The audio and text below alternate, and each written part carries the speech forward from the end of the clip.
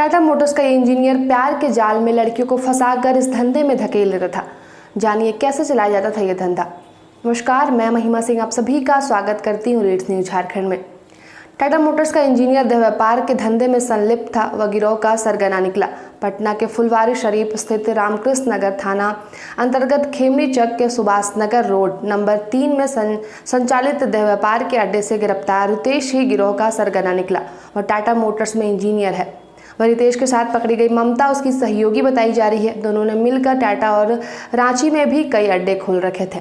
मुक्त कराई गई 6 लड़कियों में से एक नाबालिग है। वह नवादा जिले की रहने वाली है। वही 2 महिलाएं नालंदा जिले के हिलसा थाना क्षेत्र, 2 चंडी और एक पश्चिम बंगाल की है। रामकृष्ण नगर थाने में हुई प्राथमिकी में पास्को की धारा भी लगाई गई है। जांचकर्ता सदर एएसपी संदीप सिंह को बनाया गया है। बता दें, पूछताछ में रितेश और ममता ने बताया कि वे 5 वर्षों से अधिक समय से व्यापार का संचालन कर रहे हैं। दोनों ही हिलसा के रहने वाले हैं। ममता को ऐश मौज की जिंदगी चाहिए थी, इसलिए उसने अपने पति को छोड़ दिया और भागलपुर निवासी सुहेल के साथ रहने लगी। वह अपनी मर्जी से इस धंधे में आई थी। रितेश उसका ग्राहक था, मगर दोनों साथ मिलकर व्यापार का संचालन करने लगे। वे लड़कियों को डॉक्टर, बिल्डर और नेताओं के पास भेजते थे। इस धंधे में से उन्होंने काफ़ी संपत्ति बनाई थी।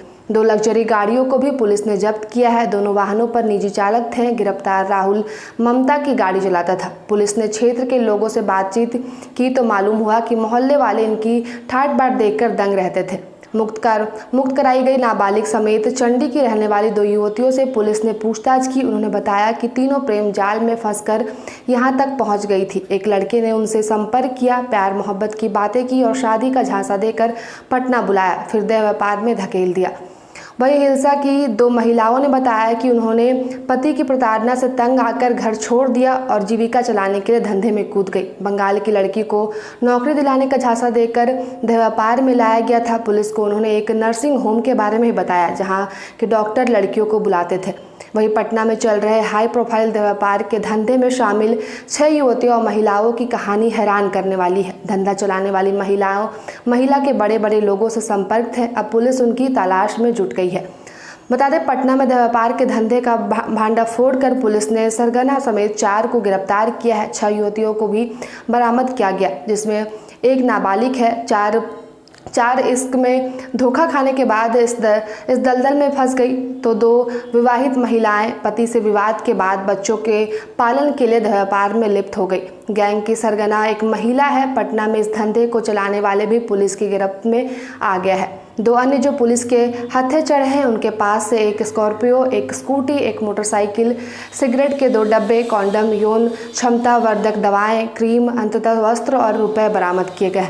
पूछताछ में पुलिस को इन लोगों ने बताया कि बाईपास स्थित एक नर्सिंग होम में बड़े ऑपरेशन के बाद डॉक्टरों का मूड फ्रेश करने के लिए लड़कियां भेजी जाती थी। वहां शराब पार्टी भी चलाई जाती थी। पुलिस के रडार पर अब वह नर्सिंग होम भी है। पुलिस ने बरामद युवतियों में एक नाबालिग का न्यायालय में बयान दर्ज कराया है। सरगना सहित 4 को जेल भेजा जाएगा। मालूम हो कि सोमवार देर शाम एसएसपी के निर्देश पर पुलिस एक्शन में आई है। रामकृष्ण नगर थाना क्षेत्र के सुभाष नगर रोड नंबर 3 में पुलिस ने दबिश दी तो वहां से सरगना ममता देवी समेत नालंदा के रितेश कुमार को पकड़ा गया। इसके बाद पुलिस ने फतुहा के नीतीश कुमार और नालंदा के राहुल कुमार को पकड़ा। पूछताछ में पुलिस को पता लगा कि ममता देवी चंडी थाना की रहने वाली है और रितेश के साथ मिलकर लंबे समय से व्यापार का धंधा चला रही है। इसमें नीतीश कुमार और राहुल कुमार का भी सहयोग रहता है। ये लोग पटना में ग्राहक सेट करते हैं। मुक्त कराई गई लड़कियों ने पुलिस को बताया कि वह 2 साल पूर्व अपने गांव नवादा से प्रेम प्रसंग के एक युवक के साथ घर से भाग गई थी। उसके बाद प्रेमी ने 2 दिनों तक पटना के एक होटल में उसे रखा, फिर वह उसे छोड़कर फरार हो गया। इसके बाद वह 0 माइल पहुंच गई, जहां उसका संपर्क ममता देवी से हो गया और वह उसे इस धंधे में लेकर चली आई। जबकि अन्य 3 युवतियों ने भी पुलिस को इश्क में धोखा के बाद इस धंधे में आने की बात कही है। वही 2 विवाहित के हैं। उन्होंने पुलिस को बताया कि उसका पति से चला नहीं और बच्चे भी हो गए थे। इस कारण बच्चों को पालने के लिए वह इस धंधे में चली आई। इन दोनों का पति से केस भी चल रहा है। बता दें, ममता देवी का संपर्क बड़े बड़े लोगों से था। वह मांग के अनुसार होटल दफ्तर में लड़कियों को भेजती थी। पुलिस के मुताबिक इसके धंधे में 2 दर्जन से अधिक युवतियां जुड़ी हुई हैं। कई निजी छात्रावास में रहती हैं। ममता के आदेश पर वह तय स्थान पर पहुंचती थी। पुलिस ने जिन 6 महिलाओं और युवतियों को बरामद किया है उनमें से एक की उम्र महज 15 वर्ष है। पुलिस का कहना है कि एक लड़की नाबालिग है। उसका बयान न्यायालय में दर्ज कराया गया। सभी 6 को नारी निकेतन भेजा जाएगा। वहीं ममता देवी, रितेश कुमार, नीतीश कुमार एवं राहुल कुमार के खिलाफ मामला दर्ज किया गया है, जिसमें पॉक्सो एक्ट भी लगाया गया है।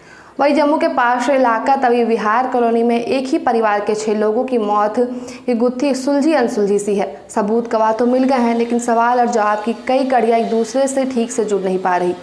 पुलिस ने मामला सुलझाने का दावा करते हुए अपनी तरफ से कार्रवाई पूरी कर दी है। आत्महत्या की वजह तनाव, बीमारी और आर्थिक तंगी से उत्पन्न अवसाद को बताया है, लेकिन सकीना के परिवार सहित जम्मू के लोग इस संदिग्ध कहानी पर भरोसा करने को तैयार नहीं है। सभी के मन में एक ही सवाल है कि 6 लोग 12 दिन तक तिल तिल मरते हुए कैसे अपनी आत्महत्या को अंजाम दे सकते हैं।